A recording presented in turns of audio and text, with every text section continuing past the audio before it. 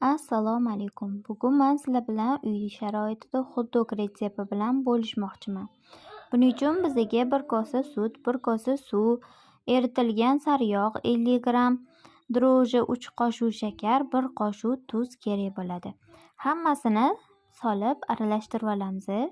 Vinchika yordamida keyin unimizni solib, yumshoq qo'lga yopishadigan xamir bo'lguncha xamirimizni qorib olamiz.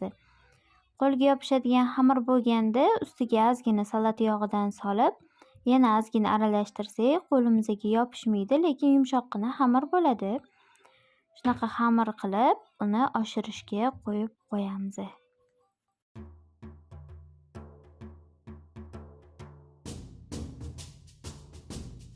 Oshib chiqqan xamirlarimiz mana shunaqa shaklda bo'ladi.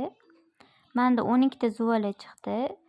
Shunaqa zuvalachalar yasab olamiz. Qo'limizni yog'lab olsak, qo'limizga xamir yopishmaydi mana. Shunaqa qilib zuvalachalar hosil qilib olamiz. Keyin ularni 15 daqiqaga tindirishga qo'yib qo'yamiz.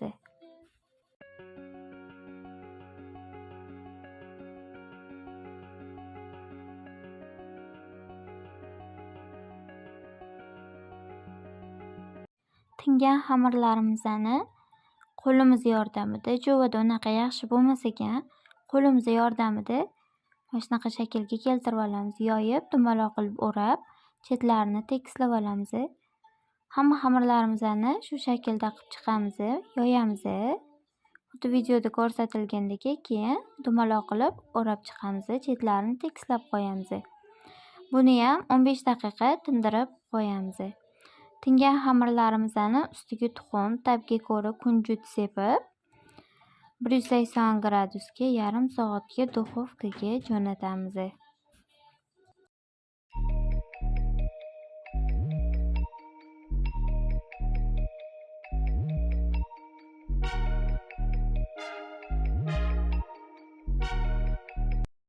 Mana hot-dogimizning nonlari ham pishib chiqdi.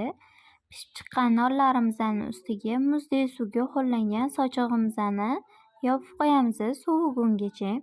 Sovigandan keyin hot-dogimizning nonlarini shunaqa o'rtasini kesib, ikki yoq tomonini qozonda yoki skоворodkada ozgina yog' surib, mana shunaqa qizartirib olamiz. Ikki yog'iga mayonez qildim.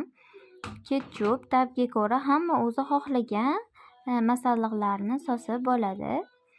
Men pomidor, bodring, sosiska, pintuza, markovchadan foydalandim.